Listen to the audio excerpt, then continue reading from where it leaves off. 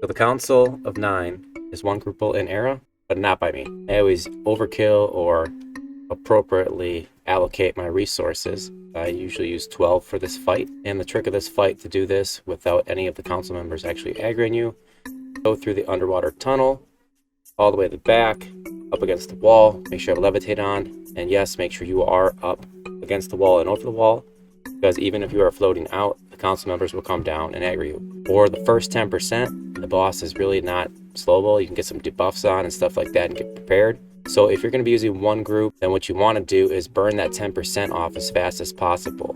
And if you're using one group, you probably want to have a warrior or an extremely well geared something. I don't know what that would be, because even in Depths of Dark Hollow, this guy can really hit for that first 10%. Probably a warrior, otherwise you're using a glyph and maybe surviving.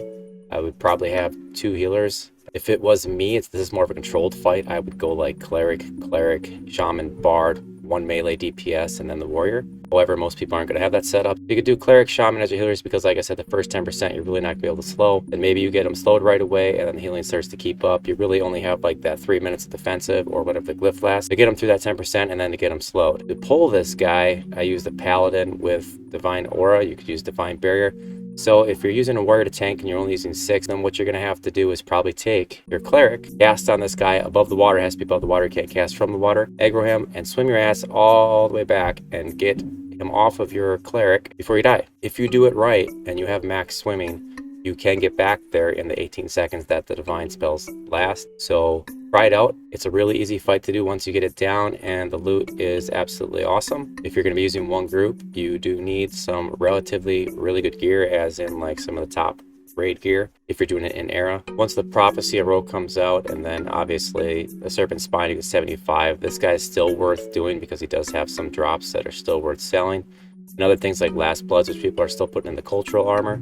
So it is still worth doing, and it becomes a lot easier. And if you're on a tradable loot server, the gear actually becomes easier to get. If you're not on a tradable loot server, then you're going to have to be in a raiding guild to get some of the gear needed to be able to one group this guy. But this is how you do the Wrath Council. This is the strategy, and thanks for watching, and good luck.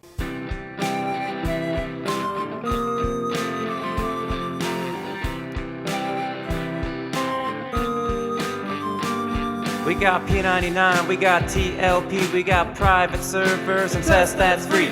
Some of us pay, some of us don't, some of us play, some of us won't. Did you just break my mess? Did you just train me? Did you just miss a healing? Are you gonna rest me? And please I need a sow, and please I need a rest. Please I need that sword, I'll take what you got.